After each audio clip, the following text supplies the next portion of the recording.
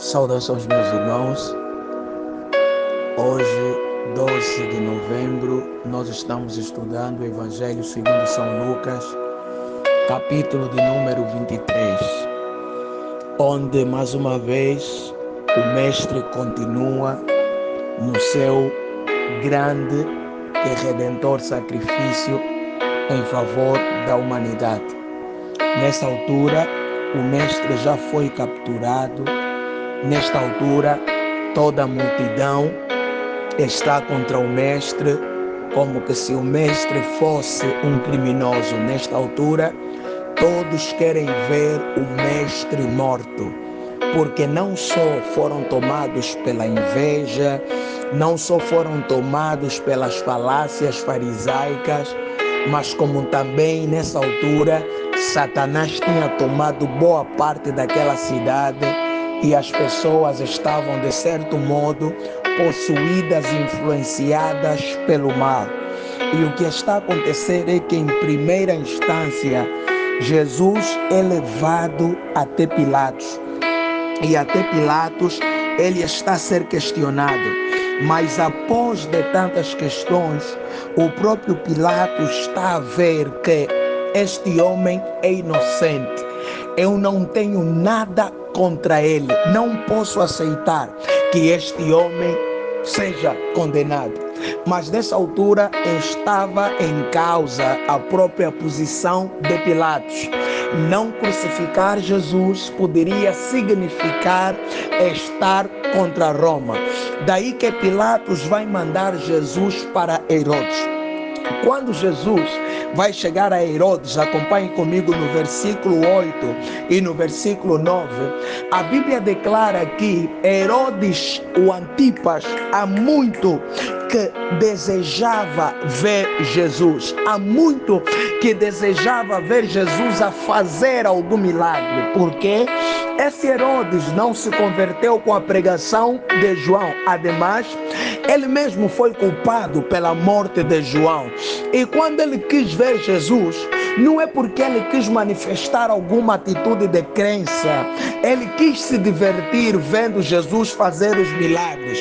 Mas o nosso Deus, o dono de toda a sabedoria, é tão poderoso que a Bíblia fala que, apesar de terem o interrogado, ele não lhe deu resposta. Meu irmão, minha irmã, nem todo mundo à tua volta que anseia ver quem você é, que anseia ver o que você faz, será para te aplaudir ou para te incentivar. É verdade, alguns existem mesmo só para te desmotivar. Alguns têm a pura intenção, a fria intenção de simplesmente fazer escárnio daquilo que você faz. Pois é, as pessoas que queriam ver Jesus pregar, ver Jesus fazer milagre, estavam buscando também transformação e redenção para as suas vidas. Mas nesse caso, Herodes, tudo que ele procurava era uma diversão. Há muita gente à nossa volta nesse tipo. Daquilo que nós fazemos como grande sacrifício, com o melhor e o maior prazer para o Senhor, com o melhor e maior prazer para ver a nossa família bem posicionada, para alguns será apenas diversão. Ou seja, elas não estão interessadas se vamos dar certo ou dar errado. Elas não se importam com quem nós somos ou deixamos de ser. São egoístas demais para abrir os olhos e ver a verdade e se renderem à verdade de Deus para nós. Mas ainda bem que Deus vai te dar a capacidade de você calar. Você não tem que se esforçar para convencer ninguém a respeito do que você é. Você não tem que se esforçar para convencer ninguém a respeito do que você faz. Eu imagino que se fosse eu na posição de Jesus, talvez um milagre que eu faria seria fazer Herodes desaparecer e aparecer no Egito. Mas Jesus não tinha tempo para fazer estas coisas, porque não é pela força, não é pela violência, é pelo Espírito de Deus. Porque o mesmo que Herodes procurava É exatamente o mesmo que Satanás procurou. Lá em Mateus 4, ele não queria ver exatamente o que Jesus fazia. Ele queria zombar de Jesus. Por isso é que Jesus não lhe deu esse gosto de zombar. Que a graça do Senhor seja sobre ti também. Para que você entenda que você não veio ao mundo para agradar gregos e troianos. Você veio ao mundo pura e simplesmente para manifestar a glória de Deus em o nome do Senhor Jesus Cristo. Do versículo 27 ao 31, eu gosto muito porque, mais uma vez, nós estamos a ver mulheres. Nós estamos a ver mulheres em ação. Nós estamos a ver mulheres a trabalhar. Nós estamos a ver mulheres a acompanharem o percurso do Salvador. Ou seja, não são só os homens que foram chamados. Os chamados é extensivo para todos. Essas mulheres serviam a Jesus com os seus bens. Estas mulheres serviam a Jesus fielmente com a sua presença. Estas mulheres estavam ali para dizer: Jesus, conte conosco, que nós fazemos parte desse ministério. Que neste tempo o Senhor levante grandes mulheres, assim também como você, minha irmã, que estás me ouvindo, que servem ao Senhor diligentemente. O que não se entende é que toda mulher que é chamada por Deus, toda mulher não, né? Algumas mulheres, se calhar a minoria, muitas vezes pensa que tem que ser pastora, tem que pregar, tem que ser missionária. Não necessariamente, assim como todo homem também não necessariamente. Aquilo que você faz, Deus valoriza. O pão que você prepara para os obreiros, a igreja que você varre, os conselhos que você dá, o grupo de mulheres que você dirige, cuida dos teus filhos, a forma como você ama e é fiel ao teu marido, isto é um sinal de uma mulher que teme ao Senhor. Então que o Senhor te dê a graça de ser essa mulher que o teme e busca sempre fazer a sua boa, perfeita e agradável vontade. Aquelas mulheres estavam chorando, mas Jesus disse: não chorem por mim, chorem pelos vossos filhos. Por quê? Porque anos depois da morte de Jesus, Jerusalém vai ser invadida porque negou a luz da verdade. E não estamos a falar do fim dos tempos, estamos a falar de um tempo não distante da morte de Cristo. Jerusalém foi invadida, houve uma guerra grande e foram levados os filhos para o cativeiro. E as mulheres ficaram em prantos, em choros, porque foram seus filhos, seus maridos, seus irmãos e seus pais tomados como escravos. Por quê? Porque Jerusalém negou a luz da verdade. Sempre que nós negamos a verdade de Deus, nos condenamos a aceitar a mentira do diabo. E quando aceitamos a mentira do diabo, nós nos condenamos a viver sofrimentos e ruínas que não viveríamos se nos submetêssemos à boa, perfeita e agradável vontade de Deus. Jesus foi levado, ele estava carregando a sua cruz. Lá estava o Salvador, que não podia recuar, não podia dizer não. Era doloroso e sofrido, mas o Pai Nosso estava ali. O Senhor Nosso estava ali, sendo levado para a caveira. Está vendo aquele lugar chamado caveira no versículo 33? Pois é um lugar fora da cidade, porque era um lugar impuro, porque era ali onde morreram. E a morte da cruz era a pior das punições que se podia dar a um pecador, a um criminoso. O nosso rei fez-se criminoso em nosso lugar. O nosso rei fez-se maldição em nosso lugar, só para nos conceder graça e vitória. Que hoje, meu irmão, que hoje, minha irmã, você guarde tempo para refletir no 12 de novembro, que estamos meditando em Lucas 23, a respeito da morte de Jesus Cristo, a respeito de toda a sua dor, a respeito de todo o seu sofrimento. Mas ainda assim o Cordeiro é tão amoroso que ele está a dizer: eles não sabem o que fazem, Pai, perdoa-lhes. Lembra de muitos momentos em que você falhou contra Deus? Eu lembro-me de muitos momentos com vergonha em que eu pequei contra o Senhor. Se o Senhor não fosse tão bondoso comigo, eu hoje reconheço que eu não sabia o que estava fazendo, porque quem aceita verdadeiramente o amor de Deus que está em Cristo Jesus, tem muita resistência para cometer o pecado, porque é como que se estivéssemos a cuspir na face do Cordeiro. E olha o que o versículo 55 está a trazer. As pessoas estão a dizer: se esse fosse o rei, salvar-se-ia a si mesmo. Se esse fosse o rei, salvar-se-ia a si mesmo. Salvou os outros e não pode se salvar. Se o Senhor quisesse, ele se salvaria, mas salvar-se significaria não salvar mais ninguém. Mas o Cordeiro veio para salvar a todos, um morrendo por todos, um se doando em favor de todos. Por isso ele não recuou.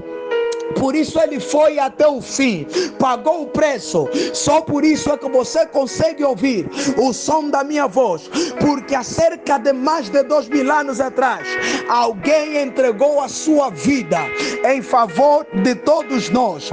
E nesta cruz, a realidade humana é confrontada. Nesta cruz, as ações dos homens são mensuradas, e nós vemos a representação da humanidade.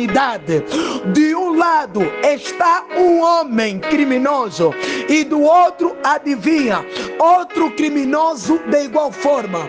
Mas de um lado está um homem que tem autorresponsabilidade e assume as suas culpas, mas do outro lado está o outro que não assume as suas culpas e ainda quer julgar a outro que está na condição que não deveria estar. Ou seja, nós falhamos tanto, erramos tanto, que nos é tão complicado olhar para os nossos pecados, para os nossos erros e nossas falhas. Nosso coração tem uma predisposição a se voltar contra os outros, ao invés de olharmos para nós mesmos. Mas ainda bem que havia lá o outro homem que disse: nós merecemos. Isso é autorresponsabilidade. Nós merecemos o que está nos acontecendo, mas este homem é inocente. Lembra-te de mim, no versículo 43, quando estiveres no teu reino. E olha a promessa que ele recebeu: hoje mesmo te digo, você estará comigo no paraíso. Meu irmão, é só confessar que você é pecador, você vai receber a promessa. Minha irmã, é só confessar que você falhou, você vai receber a promessa. É só reconhecer que você errou, você vai receber a promessa. Eu já conversei com tantos casais onde a mulher diz que não, eu só lhe faltei respeito porque ele me faltou primeiro. Onde o homem diz: não, eu só lhe bati porque ela falou que não devia. Onde amigos estão a dizer: eu só parei de falar com fulano, só falei com ele nesses termos porque ele fez e desfez. Ou seja, nós temos uma grande capacidade para atrair aquilo, para atrair a nós a inocência, a piedade, e sempre jogar aos outros a culpa. Seja autorresponsável, seja humilde e consciente dos teus pecados. Não importa quem te incentivou a falhar, foi você quem falhou. Não importa que circunstâncias te levaram a errar, foi você quem errou, fui eu quem errou. Mas ainda bem que o Cordeiro não está vindo conferir quem errou, quem falhou. O Cordeiro está vindo. Quem tendo falhado quer salvação, quem tendo falhado quer vida e paz. O que importa para Jesus é isso. Ele não quer ouvir as lamentações de quantas vezes você falhou. Ele não quer ouvir as lamentações de que se não fosse por aquilo você não faria, se não fosse por isso você não faria. Ele está diante de ti e você tem essa chance. A minha pergunta é: vai desperdiçar ou vai abraçar? Desperdiçar é tentar justificar o porquê que você fez. Abraçar é reconhecer que você fez e que só o Cordeiro pode perdoar todos os teus pecados. A hora nona Versículo 44. Era nesta hora em que o sacerdote se levantava para oferecer o sacrifício na época pascal. Mas acontece que é nesta mesma hora que Jesus está dizendo: está consumado. Está consumado. Já não há sacrifício a ser feito, porque o sacrifício maior foi feito. Já não há cordeiro a ser sacrificado, porque o cordeiro de Deus foi sacrificado. E o véu do templo se rasgou ao meio, de cima a baixo. Sabe o que isto quer dizer? Deixa eu explicar uma coisa, meu amigo, minha amiga. Não foi Deus quem colocou o véu no templo. Se calhar você vai pensar que isso é heresia. Pois bem, eu vou pregar conforme eu sinto e você já vai entender. Aquele véu que ali estava, Deus colocou por causa do pecado do homem. Ou seja, o véu foi colocado não para guardar Deus da presença do homem, mas para guardar o homem da presença de Deus. Porque o homem pecava e pecava. E como Deus não queria ver mortes sucessivas, mandou colocar o véu. Ou seja, não é da vontade de Deus que o véu ali estivesse. Deixa eu melhorar isso e pregar conforme eu sinto. O que está acontecendo em Isaías 59 é que o profeta está a declarar que os ouvidos do Senhor não estão agravados, para não poder ouvir. As suas mãos não estão encolhidas para não poder salvar. Mas somos nós, por causa dos nossos pecados, que fazemos divisão entre nós e o nosso Deus. Ou seja, o véu que é colocado não é ele que tem prazer de colocar, é o homem que o provoca e o faz colocar, e ele o faz por misericórdia. Mas agora esse véu foi rasgado ao meio para dizer o quê? Agora vocês têm um advogado. Agora pequenos e grandes podem entrar na presença do Senhor. Sabe por quê? Quando você entra na presença de Deus, Ele não está a ver você, Ele está a ver o cordeiro que entrou primeiro. Só por causa disso é que, apesar de todos os nossos pecados, nós continuamos vivos. Porque sempre que Deus tenta enxergar o nosso pecado, Ele enxerga o cordeiro crucificado e Ele nos perdoa. Se confessarmos os nossos pecados, Ele é fiel e justo para nos perdoar e nos purificar de toda injustiça. Eu posso pregar conforme eu sinto, então eu vou pregar. Não há nada que você tenha feito que anule a graça de Deus na tua vida. Não há nada que você tenha feito que anule o poder de Deus na tua vida. Não há pecado que você tenha cometido. Não aceite Satanás te condenar por causa de algum pecado que você cometeu. Eu vou mais a fundo aqui. Eu não quero saber se você já tirou algum filho. Eu não quero saber se você já traiu teu esposo ou tua esposa. Eu não quero saber se você já roubou ou furtou uma grande quantia em dinheiro. Eu não quero saber se você andou na masturbação ou na prostituição. Não importa o pecado no qual você andou ou esteve acometido. A minha questão é, o que eu quero saber é, está disposto a seguir em frente? Está disposto a abraçar a cruz? Está disposto a valorizar o sacrifício? Então valoriza, porque o véu no templo se rasgou. Você pode adentrar na sua presença, porque há um cordeiro para te defender, há um cordeiro para te ajudar, há um cordeiro que te ama e deu a sua vida. Querido, desperta-te do que dormes, levanta-te dentre os mortos e Cristo te esclarecerá. Não é tempo de se lamentar pelas falhas, erros e pecados cometidos. É tempo de celebrar pelo Cordeiro que nos amou e nos deu uma segunda oportunidade. A minha pergunta é: vai abraçar essa oportunidade? Morri na cruz por ti. Tu, o que fazes por mim? Pergunta o nosso Salvador para todos nós.